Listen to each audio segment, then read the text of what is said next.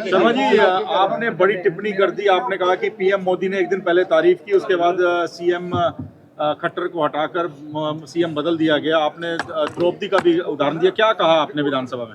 देखिए, मैंने तो विधानसभा में रामायण की कथा सुनाई थी।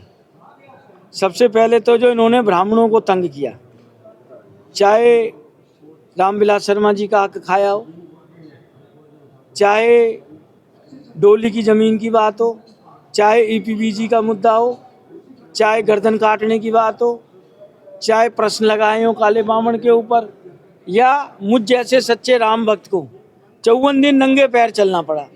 मैं मांग क्या रहा था, मैं कागज़ दे रहा था कि यार भ्रष्टाचार हुआ, इनको गिरफ्तार कर लो। 54 दिन मुझको नंगे पैर चलवाया इन्होंने।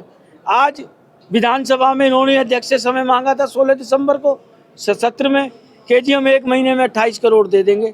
पूरी ठंड मैंने निकाल दी इन्हीं कपड़ों के अंदर, और इन्होंने मुझे सरकारी कार्यक्रम में जाने से रोका।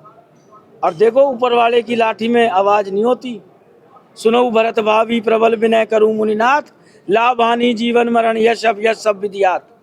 कि आज इनको तो भगवान ने पता नहीं कहाँ कहाँ जाने से रोक दिया। यही हरियाणा था, पहले किसी और हैसियत से जाते थे, अब इनमें हम में फर्क क्या है? ये भी विधायक है, मैं भी विधायक हूँ। आपने तो राम कथा की बात कर रहे हो, आपने द्रौपदी का एग्जांपल क्यों दे दिया सीएम मनोहर, फॉर्मर सीएम मनोहर लाल को लेकर? नहीं, द्रौपदी की तो मैंने कोई बात नहीं बोली थी, मैंने राम कथा की बात करी थी। मैंने माँ मंदोदरी की बात बताई थी। अच्छा। कि रामायण के अंदर किस्सा आता है कि जब मेघनाथ जी का वध हो गया तो माँ मंदोदरी रावण को समझाने गई। उससे पहले भी उनके पुत्र मारे गए, कुंभकर्ण मारा गया। आप मेरी 3 मिनट बात सुनेंगे तो मेरी बात अपने आप समझ आ जाएगी। मैंने जो विधानसभा में शब्द से शब्द कहा है, तो रावण से उन्होंने कहा कि नहीं, ये नर के रूप में नारायण है, आप सीता माँ को चोरी करके लाए हो, इसको वापस कर दो।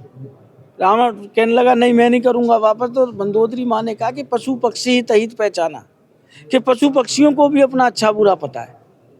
और वो उदाहरण देती हैं कि आप एक कुत्ते को रोटी डालो, वो कुत्ता वहीं खाएगा, आपका अभिवादन करेगा, थैंक्स करेगा, दुम हिलाएगा अपनी। और वही रोटी घर के बाहर छोड़ दो, कुत्ता चोरी करके ले जाए, वो दूसरी गली में खाएगा और दुम नहीं हिलाएगा, दुम दबाएगा। रावण नहीं माना। फिर वो मंदोदरी माँ से कहने लगा निज भुज बल में बैर बढ़ावा, मेरी भुजाओं में ताकत थी तो मैंने पंगा ले लिया। मंदोदरी माँ ने फिर समझाया कि उस दिन भुजा कहाँ गई थी, जब एक लक्ष्मण रेखा पार नहीं कर पाई थी। और बाबा तुलसीदास जी लिख के भी गए हैं, काक कंकले भुजा उड़ाई, एक ने छीनी एक ने खाई। कि ये चोरी की सरकार है, जनता ने मैंडेट नहीं दिया, 75 पार का नारा था, ये चोरी करके रोटी खा रहे हैं। और आज तो ये विश्वास मत हासिल कर लेंगे। रावण कौन है आपकी कहानी? यही रावण है, यही लोग रावण है। आज तो विश्वास मत हासिल कर लेंगे, क्योंकि रावण की तरह 20 भुजाएं हैं इनके पास। परंतु जब ये विधानसभा रूपी चुनाव में जाएंगे, युद्ध में जाएंगे, जैसे रावण की भुजाओं को चील कौओं ने खाया, और बाबा तुलसीदास लिख के गए काक कंकले भुजा उड़ाई, एक ने छीनी एक ने खाई। इनके संख्या बल की जनता की अदालत में ऐसी कांग्रेस वॉकआउट करेगी या रहेगी उसमें वोट करेगी? कांग्रेस पार्टी अब देखिए पता लगेगा क्या रहता है क्या नहीं रहता। अभी तो चालू है, मैं तो बीच में 2 मिनट के लिए ब्रेक के लिए आया था। और सीएम को हटाया गया, इसको कैसे देखते हैं इस पूरे चैप्टर जो हुआ ये? और जेजेपी बीजेपी का तो गठबंधन भी अलग हुआ है।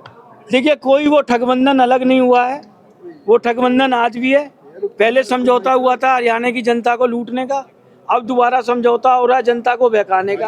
अगर जो ठगबंधन टूट गया तो जजपा के विधायक कहाँ हैं? उन्हें सरकार के विश्वास मत के खिलाफ बोलना चाहिए।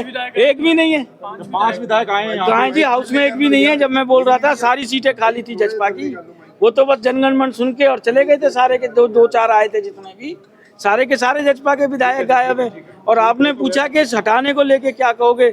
कसम से ये व्यक्ति 9 साल हरियाणा में राज कर गया, हमें तो बनाने का ही कारण नहीं पता लगा आज तक, और हटाने का तो क्या पता लगेगा। ठीक है।